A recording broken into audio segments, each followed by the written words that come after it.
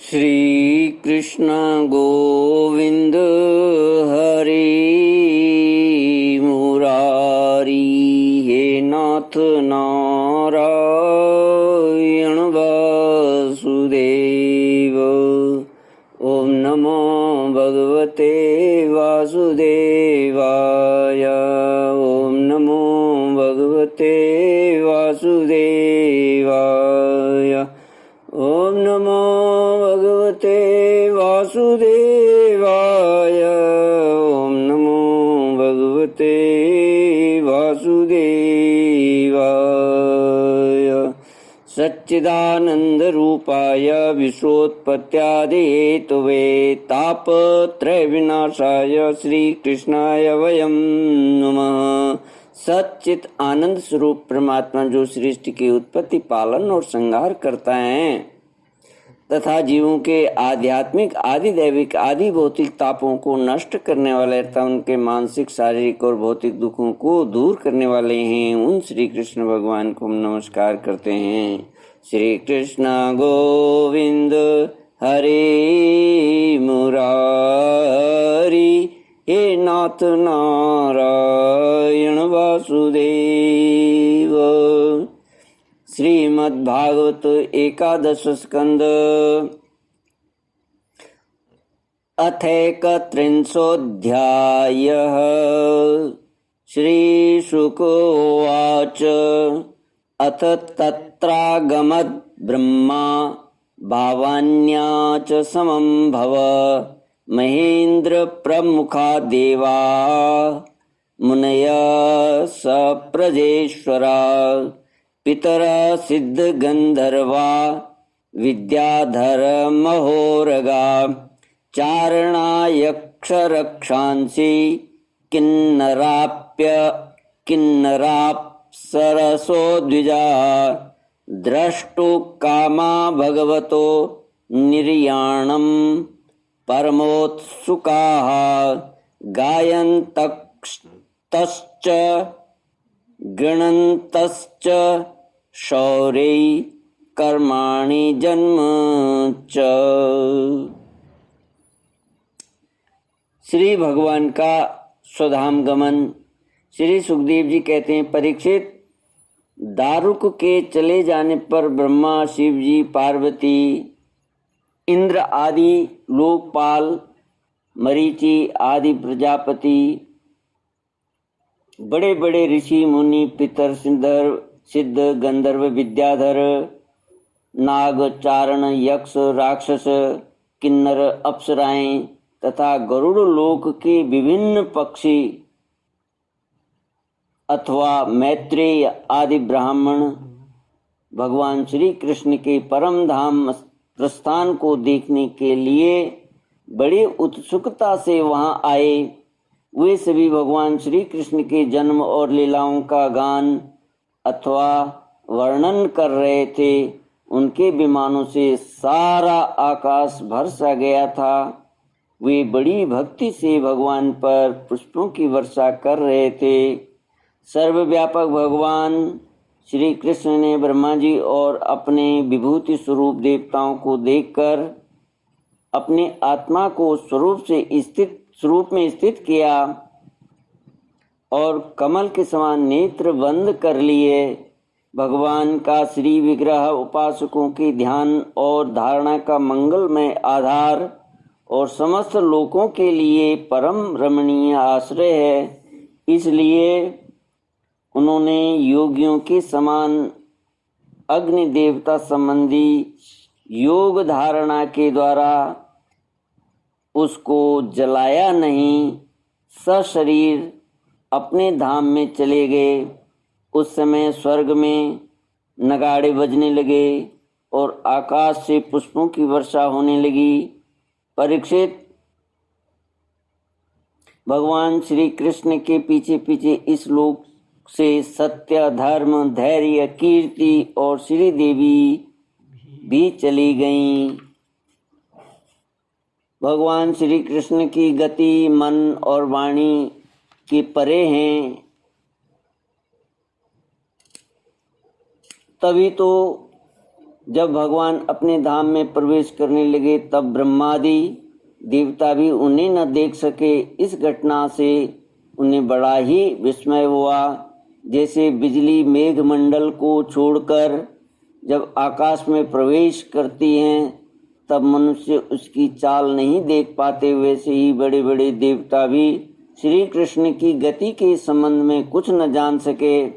ब्रह्मा जी और भगवान शंकर आदि देवता भगवान की यह परम योगमयी गति देखकर बड़े विस्मय के साथ उनकी प्रशंसा करते अपने अपने लोक में चले गए। परीक्षित, जैसे नट अनेकों प्रकार के स्वांग बनाता है परंतु रहता है उन सबसे निर्लेप, वैसे ही भगवान का मनुष्यों के समान जन्म लेना, लीला करना और फिर उसे संवरण कर लेना उनकी माया का विलास मात्र है, अभिनय मात्र है। वे स्वयं ही इस जगत की सृष्टि करके इसमें प्रवेश करके विहार करते हैं और अंत में संहार लीला करके अपने अनंत महिमामय स्वरूप में ही स्थित हो जाते हैं। सांदीपनी गुरु का पुत्र यमपुरी चला गया था परंतु उसे वे मनुष्य शरीर के साथ लौटा लाए। तुम्हारा ही शरीर ब्रह्मास्त्र से जल चुका था परंतु उन्होंने तुम्हें जीवित कर दिया।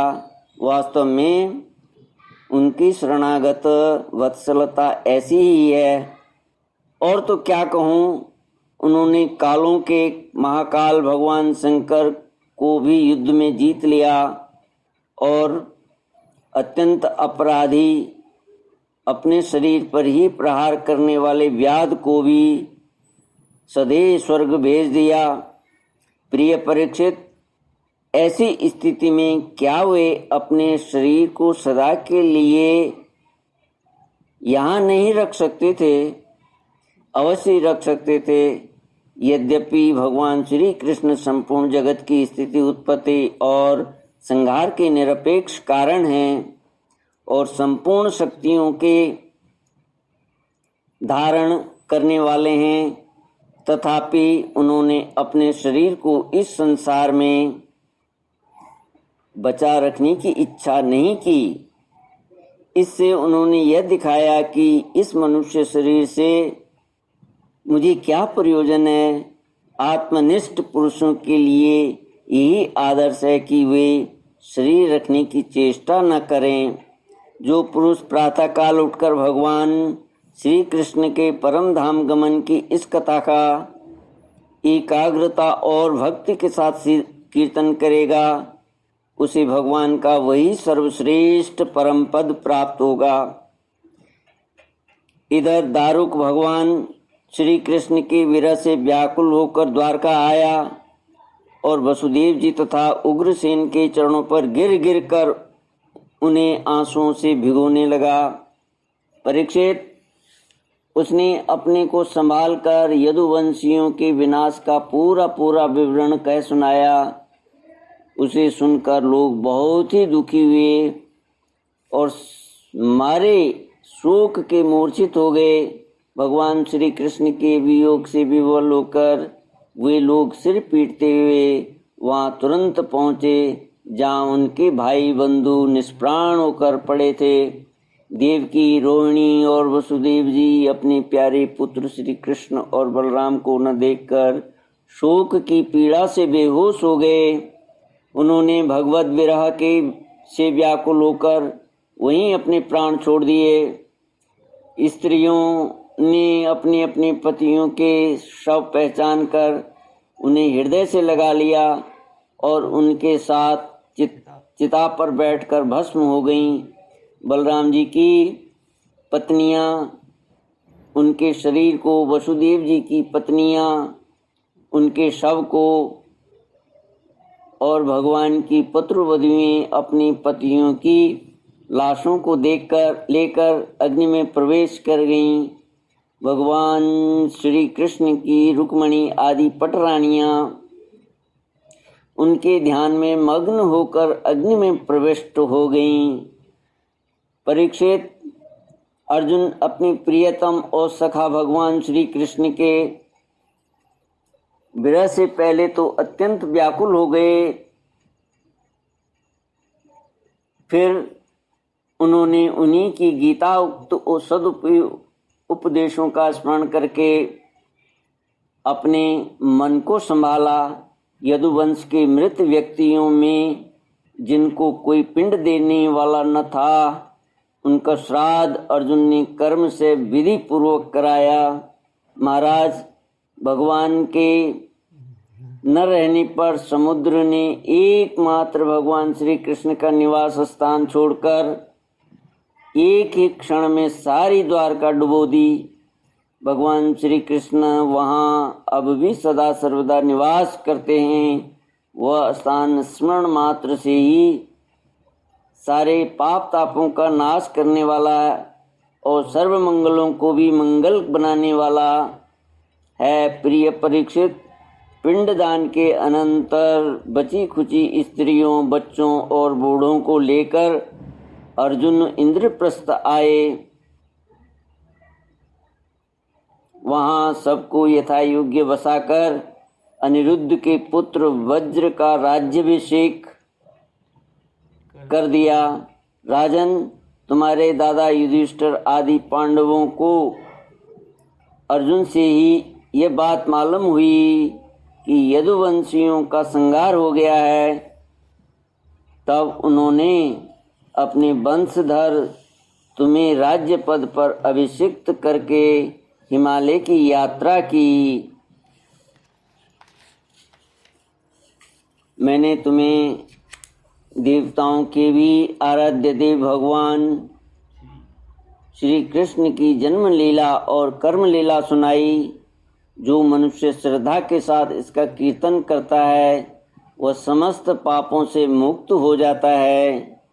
परीक्षित, जो मनुष्य इस प्रकार भक्त भयहारी निखिल सौंदर्य माधुर्य निधि श्री कृष्णचंद्र के अवतार संबंधी रुचिर पराक्रम और इस श्रीमद् भागवत महापुराण में तथा दूसरे पुराणों में वर्णित परमानंदमयी बाल लीला, कैशोर लीला आदि का संकीर्तन करता है, वह परमहंस मुनीन्द्रियों के अंतिम प्राप्तव्य श्री कृष्ण के चरणों में पराभक्ति प्राप्त कर लेता है। श्री कृष्ण गोविंद हरे मुरारी, हे नाथ नारायण वासुदेव। इति श्रीमद्भागवते महापुराणे वैयासिक्याम् अष्टादशशास्त्रस्याम् शास्त्र्यां पारमहंस्यां संहितायाम् एकादशस्कन्धे 31 इत्येकादश स्कन्ध समाप्त। हरि ओम तत्सद। ओम।